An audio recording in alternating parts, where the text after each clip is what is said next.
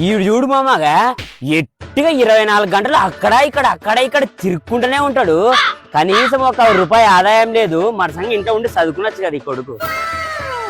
ఏమో ఎంత పనికి రాని కొడుకు ఇన్ని రోజులు చదువు అని దుడ్లాగం చేసే టైం వేస్ట్ చేసుకునే మళ్ళీ ఇప్పుడు ఏవో గవర్నమెంట్ జాబ్ల కానీ ఇట్లా ఇంటికాడ కూర్చొని ఆన్లైన్ కోచింగ్ అనుకుంటే డబ్బులు వేస్ట్ చేసుకుంటూ కూర్చున్నాడు.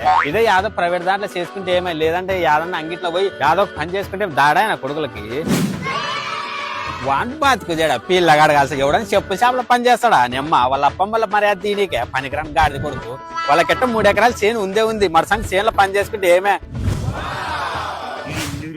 గాడి చదివినట్టు చదివి ఇప్పుడు వచ్చి చేనులో పని చేసుకుంటున్నాడు. మామింత చేసి ఇంత ఉద్ధరించామా ఇంకా ఈమె కూడా చేసి ఉద్ధరిస్తాడు. యాదో పెళ్లి చేసుకొని ఇంత వాళ్ళకి ఆసరు ఉండక వీడొచ్చి చేయడం అవసరమా?